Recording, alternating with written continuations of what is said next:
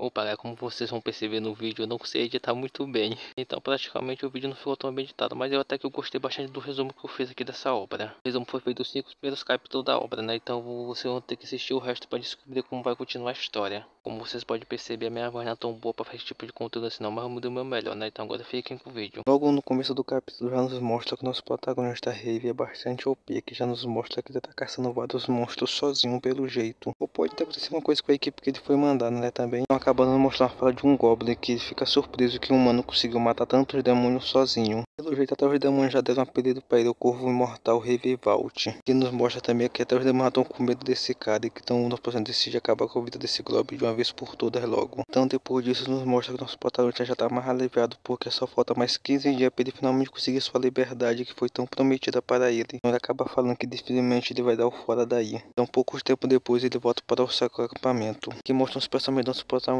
vendo como foi os últimos 10 anos para ele nessa força de operação aos demônios, e foi bastante infernal, que ele mal conseguiu se manter vivo. Então aqui ele dá um pouco de um resumo como essa operação de demônios é que está acontecendo nesse mundo. Eu não vou resumir, eu vou deixar para você ler o capítulo para vocês saberem como é. Então o seguinte acaba vendo os protagonistas voltar sozinhos, então eles pensam que o Rave, nosso protagonista, matou todos os ajudantes dele dessa vez de novo. Dessa vez, né? Não tenho certeza se ele matou ou não, né? Então os figurantes acabam pensando assim, mesmo sendo da realeza, ele é bastante durão para alguém que já foi da nobreza um dia. Um personagem acaba aparecendo para tentar botar moral no nosso protagonista. Então o seu barriga acaba perguntando para o Rave se ele está ignorando ele de novo. Então o Rave pergunta para o seu barriga se ele quer morrer, se continuar desse jeito. Se o seu barriga conseguir responder, o seu Rave foi lá e deu um soco nele. Um soco só nem deu em todo um dos membros da equipe do seu barriga, né? Sem exceção, nosso protagonista limpou a cara de tudo no chão. Então o seu barriga acaba xingando nosso protagonista Rave. Então o Rave aqui já bota a moral para o seu barriga, perguntando se ele quer morrer antes de ser comido pelos demônios. Então o Rave vai embora. Mas antes disso, seu barriga xinga o Rave de novo. Parece que seu barriga quer morrer mesmo pelo jeito. Um antigo membro da realeza que caiu em desgraça. Ele dizia que ele não ia sobreviver nem um ano. Mas Revivalt conseguiu sobreviver por 10 anos, se tornando um monstro que ninguém esperava que ele ia se tornar. Se mesmo a casa do Rave não sendo uma das mais prestigiosas do reino, era mesmo era uma casa de nobres. Mas tudo isso caiu por trás depois da casa Rave ser destruída. Opa galera, a partir daqui vai ter um flashback da casa Vault. Isso tudo aconteceu mais ou menos uns 10 anos atrás com a casa Vault. Foi nesses 10 anos atrás que sua casa foi destruída. Os idiotas do Império contaram uma mentira sobre a casa Vault ter se rebelado contra o Império. A consequência disso foi a destruição da casa Vault e não tiveram nem chance de se explicar para o Imperador. Então o Rave tenta explicar que sua casa não foi que fez isso, que foram as outras casas do Império que se rebelaram contra o Imperador, não eles. Mas o cara pelo jeito tá nem se importando com isso, então ele fala que a mãe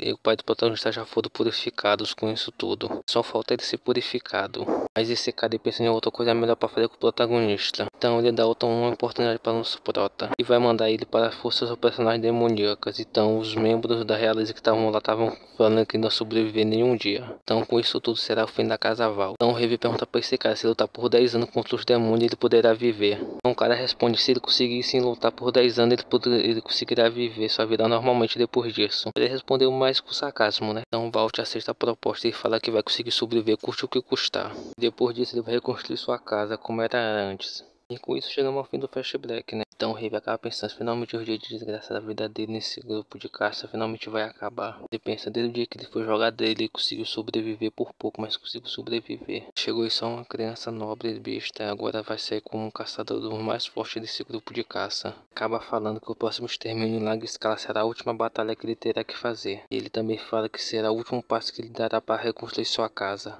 E enquanto isso, no território dos Pendragon, a floresta da Júlia nos mostra um garoto de cabelos amarelos com olhos azuis. Pelo jeito tá com medo de uma silhueta que tá parecendo que é um dragão. Então o dragão acaba falando com ele. Ó meu cavaleiro, a hora de cumprir nosso juramento está se aproximando. Aqui revela a parte do cavaleiro Pendragon.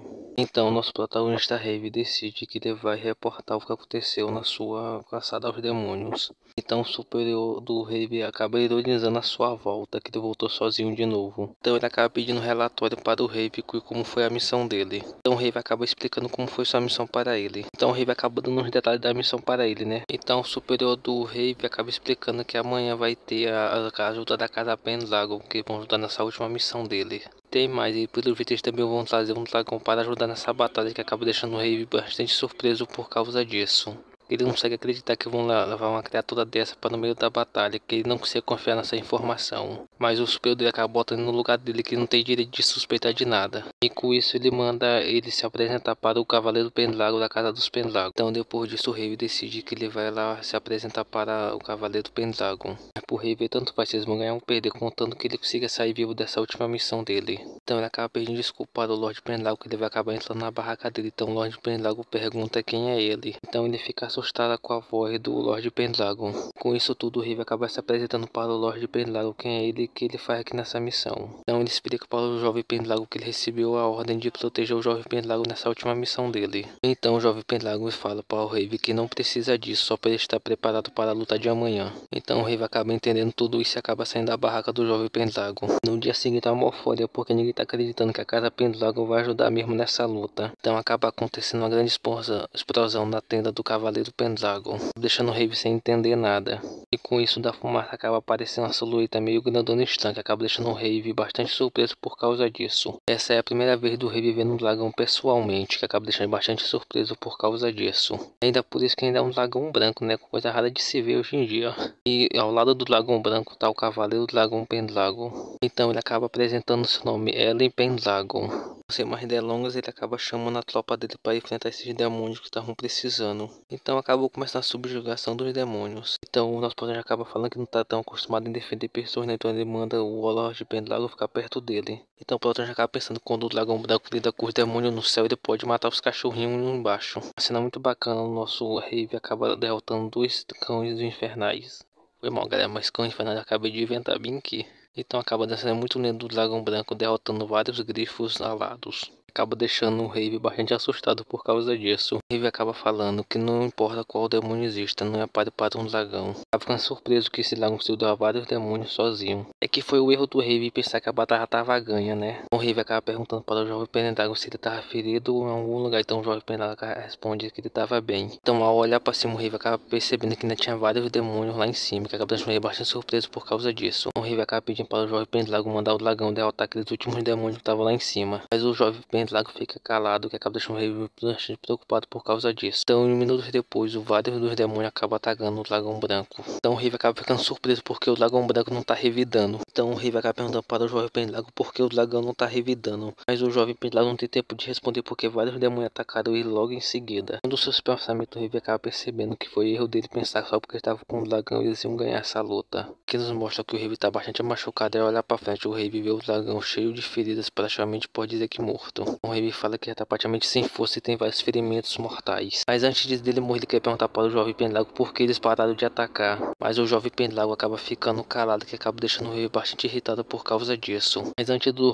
jovem Pendragon responder, o rei acaba levando uma lapada pelas costas, que acaba deixando ele bastante surpreso por causa disso. Uma pessoa que atacou ele fala assim, ele ter levado um ataque no coração, ele acabou ainda ficando vivo. E ao olhar para trás, ele percebe que é seu comandante Baltazar. Meus amigos, deixa Baltazar ou Baltar, um dos dois vai ficar aí, viu? Então Baltar acaba falando que finalmente vai terminar e para ele não ficar surpreso por causa disso. Isso tudo foi planejado para a morte dos dois, do jovem Pendragon e do rei. Então Baltar acaba degolando o jovem Pendragon na frente do rei, que acaba deixando bastante surpreso por causa disso. Baltar acaba falando que a morte desse cara já tinha sido determinada há vários tempos. Ele acabou tentando humilhar mais um pouco o rei, dizendo que estava tão perto da sua chance de conseguir escapar, mas tudo tinha acabado. Então ele acaba descendo um machadozinho no nosso protagonista rei. E com isso tudo, o dragão que estava fingindo que estava morto acaba acordando e vai começar uma macumba aqui que eu não sei o que esse dragão vai fazer, mas vai ser uma macumba das grandes. Então o dragão começa a fazer um feitiço dizendo que todas as condições já foram cumpridas. Então o dragão levanta voo e começa uma pilha de sangue subir. Fala que sangue de 1000 humanos e 1000 demônios já foram conseguidos. O sangue dele também, né? Então o dragão branco começa a brilhar, a cabeça do jovem Pendragon e do rei acaba desaparecendo. Então o jovem dragão acaba falando que tá tudo nas mãos de você, cavaleiro dragão. Então ao acordar, o rei, eu acho que é o rei, acaba percebendo que tem coisa de errada.